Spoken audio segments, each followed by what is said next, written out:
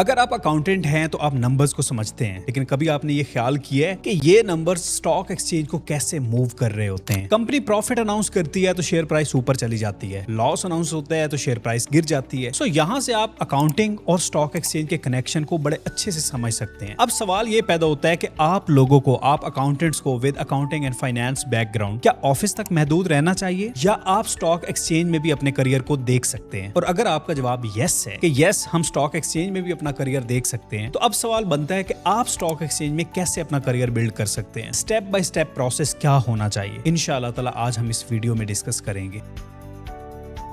Pakistan stock exchange हमारी main stock market है। यहाँ पर कंपनीज अपने शेयर्स को पब्लिक को ऑफर करती हैं। लोग उन शेयर्स को बाय करते हैं, सेल करते हैं, कोई लॉन्ग टर्म इन्वेस्टमेंट करते हैं और कोई ट्रेडिंग करते हैं। अगर हम इस टाइम पाकिस्तान स्टॉक एक्सचेंज पर नजर दौड़ाएं तो 500 ऐसी कंपनीज हैं जो कि स्टॉक एक्सचेंज पर लिस्टेड हैं। इन कंपनीज में बैंक्स भी हैं, सीमेंट कंपनीज भी हैं, ऑयल एंड गैस कंपनीज भी हैं, टेक्नोलॉजी के रेलेवेंट भी हैं, फार्मा कंपनीज भी हैं और ऑटो सेक्टर की भी बहुत सी कंपनीज हैं। यहाँ पर एक बहुत ही इंपॉर्टेंट बात समझने वाली है, जब भी कोई कंपनी पाकिस्तान स्टॉक एक्सचेंज पर लिस्टेड होती है तो उस पर रिपोर्टिंग की रिस्पॉन्सिबिलिटी भी लग जाती है। हर कंपनी को क्वार्टरली फाइनेंशियल स्टेटमेंट्स भी पब्लिश करना पड़ती है, एनुअल ऑडिटेड फाइनेंशियल स्टेटमेंट्स भी पब्लिश करना पड़ती है और मटेरियल इंफॉर्मेशन भी डिस्क्लोज करना पड़ती है। और ये सब एससीसीपी की रेगुलेशन के अंडर हो रहा होता है। मतलब हर 3 महीने डिटेल्ड फाइनेंशियल रिपोर्टिंग हो रही होती है। और रिपोर्टिंग का क्या मतलब होता है? आप अकाउंटेंट हैं, आप बेहतर समझते हैं। रिपोर्टिंग का मतलब है कि इनकम स्टेटमेंट, रिपोर्टिंग का मतलब है बैलेंस शीट, रिपोर्टिंग का मतलब है कैश फ्लो स्टेटमेंट, रिपोर्टिंग का मतलब है नोट्स टू अकाउंट्स। और ये सब कौन बना रहा होता है? ऑब्वियसली एक अकाउंटेंट ही प्रिपेयर कर रहा होता है। और सिर्फ प्रिपेयर नहीं करना मेरे भाई, एक्यूरेसी को इंश्योर करना है, ऑडिटर्स के साथ कोऑपरेट करना है, पाकिस्तान स्टॉक एक्सचेंज को सबमिशन करानी है। और इसी पॉइंट पर अकाउंटेंट और पाकिस्तान स्टॉक एक्सचेंज में कनेक्शन बनता है। स्टॉक एक्सचेंज पर लिस्टेड हर कंपनी को एक स्ट्रॉन्ग कंप्लायंस का और रिपोर्टिंग का सिस्टम चाहिए, क्योंकि अगर नंबर गलत हो जाएंगे तो शेयर प्राइस गिर जाएगी, इन्वेस्टर हिट हो सकता है, रेगुलेटरी पेनल्टीज पड़ सकती है। इसीलिए एक अकाउंटेंट सिर्फ ऑफिस में नहीं बैठा होता, बल्कि एक अकाउंटेंट कैपिटल मार्केट का ट्रस्ट फैक्टर है, ट्रस्ट फाउंडेशन है। यहाँ से क्लियर समझ आता है कि स्टॉक एक्सचेंज और अकाउंटेंट का कनेक्शन इनडायरेक्ट नहीं है, बल्कि डायरेक्ट है, लीगल है और स्ट्रक्चरल है। यहाँ पर यह बात भी समझने वाली है कि स्टॉक एक्सचेंज सिर्फ ट्रेडिंग नहीं है। स्टॉक एक्सचेंज को लोग समझते हैं कि यहाँ पर शेयर्स की बस बाइंग एंड सेलिंग हो रही है, लेकिन रियलिटी इससे बहुत बड़ी है। स्टॉक मार्केट एक बहुत बड़ा फाइनेंशियल सिस्टम होता है, जिसमें सिर्फ ट्रेडर्स नहीं होते। इस सिस्टम के अंदर ब्रोकरेज हाउसेज होते हैं, म्यूचुअल फंड कंपनीज होती हैं, लिस्टेड कंपनीज होती हैं, सेंट्रल डिपोजिटरी कंपनी है, इसके अलावा नेशनल क्लियरिंग कंपनी है। मेरे भाई ये बहुत बड़ी दुनिया है। अगर मैं इन टर्म्स को थोड़ा सा आसान लफ्जों में आपको बताऊं तो ब्रोकरेज हाउस के जरिए एक इन्वेस्टर शेयर्स की बाइंग एंड सेलिंग करता है। म्यूचुअल फंड कंपनीज लोगों के पैसे को इकट्ठा करके डिफरेंट शेयर्स में और बॉन्ड्स में इन्वेस्ट करती है। इसके अलावा लिस्टेड कंपनीज अपने शेयर्स को पब्लिक को ऑफर करती हैं और इसी के साथ उनको रेगुलर फाइनेंशियल रिपोर्टिंग भी करना पड़ती है। इसके बाद सीडीसी, सेंट्रल डिपोजिटरी कंपनी, ये शेयर्स को इलेक्ट्रॉनिक फॉर्म में सेफ रखती है। और नेशनल क्लियरिंग कंपनी ये इंश्योर करती है कि जो भी ट्रेड्स हुई हैं उनके पैसे और शेयर्स प्रॉपर्ली सेटल हो जाएं, कोई मसला ना आए। ये वो हाउसेज हैं, ये वो कंपनीज हैं, जब आप इस दुनिया में जाएंगे तो ये आपको नजर आएंगे। सो आप देख सकते हैं कि हर ट्रेड के पीछे अकाउंटिंग होती है, हर क्लाइंट का अकाउंट रिकंसाइल होता है, हर क्वार्टर फाइनेंशियल स्टेटमेंट को पब्लिश करना होता है और हर इंस्टीट्यूशन को अपने रेगुलेटर को डाटा देना होता है। मतलब इस सारे सिस्टम का ट्रेडिंग फ्रंट एंड है, लेकिन अकाउंटिंग पूरे सिस्टम की बैकबोन है। इसीलिए अगर आप अकाउंटेंट हैं तो आपको ट्रेडर बनने की जरूरत नहीं है। आप ब्रोकरेज फाइनेंस, म्यूचुअल फंड्स की अकाउंटिंग, कंप्लायंसेस, रिपोर्टिंग या रिस्क मैनेजमेंट में इजीली इंटर हो सकते हैं। सो इस सारे सिस्टम को समझने के बाद अब ये देखते हैं कि कौन सी क्वालिफिकेशंस के साथ एक अकाउंटेंट स्टॉक एक्सचेंज में इंटर हो सकता है। देखिए, अकाउंटिंग डिग्री एक स्ट्रॉन्ग बेस देती है। सीए, एसीसीए, सीएमए, सीएफए या अकाउंटिंग एंड फाइनेंस बैकग्राउंड एक स्ट्रॉन्ग बेस देता है। ये हेल्पफुल होते हैं, लेकिन यहाँ पर सबसे इंपॉर्टेंट चीज क्या है? सबसे इंपॉर्टेंट चीज है फाइनेंशियल स्टेटमेंट्स को समझना, income statement, cash flow, notes to accounts, इनको समझना, इनको इंटरप्रेट करना। अगर आपको इतना आता है, आप स्टॉक एक्सचेंज की दुनिया के लिए रेडी है। हाँ, सैलरी भी एक इंपॉर्टेंट फैक्टर है। आप सोच रहे होंगे कि भाई सैलरी कितनी होगी। देखिए, सैलरी मैं हर वीडियो में अपनी में बताता हूँ कि सैलरी मॉडरेट ही स्टार्ट होती है। अगर मैं एंट्री लेवल की बात करूँ तो आपकी सैलरी स्टार्ट होगी 90,000 से 1,20,000 के अराउंड, और विद एक्सपीरियंस आप इजीली 3 लाख क्रॉस कर जाएंगे। लेकिन एक चीज याद रखनी है, मार्केट ग्रो करती है तो फर्म्स भी ग्रो करती हैं। मार्केट स्लो होती है तो ग्रोथ भी स्लो होती है। पाकिस्तान स्टॉक एक्सचेंज ने 2023-24 से अब तक बहुत अच्छी रैली दिखाई है तो ये एक इंपॉर्टेंट ग्रोथ का साइन है। हाँ, इसमें छोटी मोटी करेक्शन भी आती हैं और आती रहेंगी, लेकिन मार्केट हमेशा इंटैक्ट रही है और इसने इंटैक्ट रहना है। सो जॉब को लेकर टेंशन ना लें, जॉब्स यहाँ पे होती हैं। इंपॉर्टेंट सवाल ये है कि क्या आप रेडी हैं, क्या आप यहाँ पे जाना चाहते हैं। लोग कहते हैं कि ये करियर स्टेबल नहीं है। हम जानते हैं कि इंटरेस्ट रेट इंक्रीज हो तो मार्केट गिर सकती है, पॉलिटिकल सिचुएशंस की वजह से भी वॉलेटिलिटी लगी रहती है, सम टाइम मार्केट खुद भी स्लो हो जाती है। सो अप्स एंड डाउन्स तो हर मार्केट में लगे रहते हैं। 100% स्टेबिलिटी किसी भी मार्केट में नहीं है। आप कोई भी प्रोफेशन उठा के देख लें, किसी में 100% स्टेबिलिटी नहीं है। बहरहाल मैं इस हक में भी नहीं हूं कि आप हमेशा जॉब करते रहें। मैं इस मार्केट को इसलिए आपको सजेस्ट कर रहा हूं कि आप यहाँ पे इन्वेस्ट करना सीखें, आप ट्रेडिंग करना सीखें। मैं इस पर भी आपको गाइड करता हूं कि आप इन्वेस्टमेंट का करियर कैसे देख सकते हैं, आप ट्रेडिंग का करियर कैसे देख सकते हैं। लेकिन सबसे पहले मैं ये जॉब वाला जो एंगल है इसको क्लियर कर लूं। खैर, अब डिस्कस करते हैं कि यहाँ पर कौन से स्किल जरूरी हैं। वेल, आपका एडवांस एक्सेल बहुत स्ट्रॉन्ग होना चाहिए, फाइनेंशियल स्टेटमेंट्स का नॉलेज होना चाहिए, इनका एनालिसिस, इनका रेशियो एनालिसिस, मार्केट की न्यूज को समझना, आपकी कम्युनिकेशन, फाइनेंशियल मॉडलिंग और डाटा एनालिसिस, वो चाहे एडवांस एक्सेल में कर लें या पाइथन वगैरह में कर लें, ये इंपॉर्टेंट स्किल्स हैं। और अगर आप ये स्किल्स कर लेते हैं तो ये स्किल्स मोर देन इनफ है। इसके साथ KSE 100 इंडेक्स को देखें, डेली 1 से 2 फाइनेंशियल स्टेटमेंट्स को डाउनलोड करें। ये पाकिस्तान स्टॉक एक्सचेंज की वेबसाइट से आपको मिल जाएंगी। उनको रीड करें, उनके प्रॉफिट्स का एनालिसिस करें। जहां भी इंटर्नशिप मिल रही है, चाहे वो लिस्टेड कंपनी में है या कोई ऐसी कंपनी जो पोटेंशियल रखती है कि कल को ये लिस्टेड बन जाएगी या उसकी ग्रोथ बहुत ज्यादा अच्छी है, वहां पर इंटर्नशिप जरूर अप्लाई करें। लिंक्डइन पर, फेसबुक पर, यूट्यूब पर, टिकटॉक पर, जहां भी आपको मौका मिलता है, इन लोगों से जरूर कनेक्ट करें जो स्टॉक एक्सचेंज में काम कर रहे हैं। अगर आप इतना कर लेते हैं ना, तो आप स्टॉक एक्सचेंज की दुनिया में बहुत इजीली इंटर हो सकते हैं और यहाँ पर बहुत कामयाब हो सकते हैं। खैर, अब हम एक सेकंड एंगल देखते हैं। अभी तक हम डिस्कस कर रहे थे कि एक अकाउंटेंट पाकिस्तान स्टॉक एक्सचेंज में जॉब कैसे करे। अब हम डिस्कस करते हैं कि अगर एक अकाउंटेंट इन्वेस्टर बनना चाहता है, ट्रेडर बनना चाहता है, वो कैसे बन सकता है, क्या क्या स्टेप्स उसको फॉलो करने चाहिए। देखिए, इस ऑप्शन में फ्रीडम बहुत ज्यादा होती है, लेकिन रिस्पॉन्सिबिलिटी भी बहुत ज्यादा होती है। अब क्योंकि आप अकाउंटेंट हैं, तो ये आपके पास एक एडवांटेज है। आप फाइनेंशियल स्टेटमेंट्स को अच्छे से जानते हैं, आप उनको रीड कर सकते हैं, आप उनका एनालिसिस कर सकते हैं, आप कैश फ्लोज को समझते हैं, आप डेट रिस्क को एवेल्युएट कर सकते हैं। सो आपके पास एक नेचुरल एडवांटेज है। लेकिन यहाँ पर इंपॉर्टेंट चीज एक और है, आपने ये डिसाइड करना है कि आपको इन्वेस्टर बनना है या ट्रेडर बनना है। अगर तो आपने इन्वेस्टर बनना है तो आपको पता होना चाहिए कि इन्वेस्टर जो होता है वो टारगेट करता है लॉन्ग टर्म इन्वेस्टमेंट को, जैसा कि 2 साल, 3 साल, 5 साल। और ये फोकस डिपेंड करता है इनके फंडामेंटल एनालिसिस पर। ये फंडामेंटल एनालिसिस किस चीज का किया जाता है? ये कंपनीज का किया जाता है। इन्वेस्टर लोग फंडामेंटल एनालिसिस पर सबसे ज्यादा फोकस करते हैं। इसके अपोजिट अगर हम ट्रेडर्स को देखें तो ट्रेडर्स शॉर्ट टर्म बेनिफिट पे ज्यादा फोकस करते हैं। वो देखते हैं कि डेली चार्ट किस तरह मूव कर रहा है, वीकली चार्ट किस तरह मूव कर रहा है, या मैक्सिमम 1 महीने का चार्ट किस तरह मूव कर रहा है। ये लोग अपना डिसीजन लेते हैं टेक्निकल एनालिसिस पर। अब क्योंकि आप अकाउंटेंट हैं, तो आपके लिए बेहतर यह है कि आप इन्वेस्टमेंट को ही देखें। आपको लॉन्ग टर्म देखना चाहिए, क्योंकि आपको कंपनी की फाइनेंशियल हेल्थ देखना आती है। आप डिसीजन कर सकते हैं कि ये कंपनी कितना आगे जा सकती है। खैर, इन्वेस्टिंग और ट्रेडिंग के डिसीजन के बाद आपको किसी ब्रोकरेज हाउस के थ्रू अपना अकाउंट ओपन करवाना होता है, जिसमें वो आपसे CNIC मांगते हैं, बैंक स्टेटमेंट मांगते हैं और इस तरह की 1-2 चीजें और होती हैं। बड़ा इजीली आपका अकाउंट ओपन हो जाता है। अकाउंट ओपन होने के बाद आप ऐप के जरिए या उनके वेब पोर्टल के जरिए इन्वेस्टिंग या ट्रेडिंग कर सकते हैं। अब यहाँ पर अगर तो आपने इन्वेस्टिंग करनी है तो आपको ये चीजें एनालाइज करना होंगी, जैसे कि revenue growth, net profit trend, earning per share, debt level और कैश फ्लो। ये सब कुछ आपको फाइनेंशियल स्टेटमेंट्स के अंदर मिल जाता है। अगर तो कंपनी का प्रॉफिट ग्रो कर रहा है और डेट कंट्रोल में है, तो ये एक लॉन्ग टर्म के लिए अच्छी कंपनी साबित हो सकती है। और भी बहुत से तरीके हैं फंडामेंटल एनालिसिस करने के, वो जब आप इसमें इंटर होंगे मार्केट में, वो आपको पता चल जाएगा कि कौन सी बेसिस पर मैंने डिसीजन लेना है और कौन सी बेसिस पर मैंने इसको रिजेक्ट कर देना है। यहाँ पर ये बात भी आपने दिमाग में रखनी है कि स्टॉक एक्सचेंज गारंटीड रिटर्न नहीं देता, इसलिए आपको सारा पैसा एक कंपनी में नहीं डाल देना। आपको पोर्टफोलियो बिल्ड करना है और उस पोर्टफोलियो में 2-3 बैंक रख लें, 1-2 सीमेंट की कंपनीज रख लें, 1-2 ऑयल एंड गैस की कंपनीज रख लें, 1-2 कंपनीज ऑटो सेक्टर से पकड़ लें, 1-आध कंपनी फार्मा वाली रख लें। तो इस तरह ना आपको डाइवर्सिफाई करना पड़ेगा अपना पोर्टफोलियो। इसके अलावा कुछ और भी जरूरी बातें हैं, जैसे कि अपना इमरजेंसी फंड जरूर अपने पास रखें। लोन लेकर आपने ट्रेडिंग या इन्वेस्टमेंट नहीं करनी, क्योंकि ये रिस्की मार्केट होती है। और सबसे इंपॉर्टेंट चीज, मंथली आप जितना भी इन्वेस्ट करना चाहते हैं, 5,000 है, 10,000 है, 15,000 है, 20,000 है, 1 लाख है, जो भी अमाउंट है, वो अमाउंट वो होनी चाहिए जिसके आने जाने से आपको फर्क ना पड़े। यानी फर्ज कर लें कि आप 50-60 हजार रुपए मंथली अर्न करते हैं या 1 लाख अर्न करते हैं, तो मैक्सिमम आप 5 से 10 हजार रुपए रख लें ट्रेडिंग के लिए या फिर इन्वेस्टमेंट के लिए। यानी आपने ये डिसाइड करना है कि हर मंथ मैंने 10,000 रुपए जो मैंने पोर्टफोलियो बनाया है 8 से 10 कंपनीज का, इस 10,000 को मैंने इक्वली सब में डिवाइड कर देना है। और ये वो 10,000 है जिससे मुझे कोई फर्क नहीं पड़ता, ये मेरे पास ऐसे ही पड़ा होता है, तो बेहतर है कि मैं इसको इन्वेस्ट कर दूं। इस हैबिट को आपको अपने अंदर लाना पड़ेगा अगर आप लॉन्ग टर्म सस्टेनेबल फ्यूचर चाहते हैं तो। खैर यहाँ तक तो बात थी इन्वेस्टमेंट को लेकर, अब बात करते हैं ट्रेडिंग को लेकर। ट्रेडर हजरात फाइनेंशियल स्टेटमेंट्स की बजाय चार्ट्स में ज्यादा इंटरेस्टेड होते हैं और इसके लिए आपको टेक्निकल एनालिसिस आना चाहिए। आपको टेक्निकल एनालिसिस सीखना पड़ेगा। आपको पता होना चाहिए कि सपोर्ट्स एंड रेजिस्टेंस क्या है, वॉल्यूम्स कैसे काम कर रहे हैं, ट्रेंड्स में क्या चल रहा है, ट्रेंड लाइंस कैसे बन रही हैं, स्टॉप लॉस के डिसिप्लिन को कैसे फॉलो करना है, मतलब जहां पे लॉस आपको ले लेना चाहिए वहां पे ले लें, ये नहीं कि उसे होल्ड करके बैठे और सारे का सारा कैपिटल आप जाया कर बैठे। सो ट्रेडिंग के लिए आपको इतना जरूर पता होना चाहिए और ये भी आपको पता होना चाहिए कि ट्रेडिंग इमोशनल गेम है और अकाउंटेंट इमोशनल नहीं होता, लॉजिकल होता है। और इसीलिए हर अकाउंटेंट एक सक्सेसफुल ट्रेडर नहीं होता। वो एक सक्सेसफुल इन्वेस्टर हो सकता है लेकिन ट्रेडर बनना थोड़ा सा मुश्किल हो जाता है। एक इन्वेस्टर को डेली चार्ट्स देखने की जरूरत नहीं है, डेली अपनी मार्केट का ख्याल रखने की जरूरत नहीं है, लेकिन एक ट्रेडर सारा दिन अपना तकरीबन चार्ट्स पर गुजार देता है। सो क्या आपके पास इतना टाइम है? मुझे नहीं लगता कि आपके पास इतना टाइम होगा। सो आपको इन्वेस्टमेंट की तरफ ज्यादा फोकस करना चाहिए। खैर यहाँ पर आपको ये बात भी दिमाग में रखनी है कि ये मार्केट आपको ओवरनाइट रिच नहीं बना देगी। इसमें लॉस भी आएगा, इसमें प्रॉफिट भी होगा, इसीलिए आपको बड़े एहतियात से, बड़े ख्याल से चलना है। खैर यहाँ पर मैंने सारे ऑप्शन जो कि स्टॉक एक्सचेंज में एक अकाउंटेंट अवेल कर सकता है वो बता दिए। वो जॉब भी कर सकता है, वो इन्वेस्टर भी बन सकता है, वो ट्रेडर भी बन सकता है। बस डिफरेंस ये है कि जॉब में आपको कंपनी के लिए काम करना है और इन्वेस्टर और ट्रेडर बन के आपको अपने लिए काम करना है। हाँ, आपने जो भी करना है उसके लिए डिसिप्लिन जरूरी है,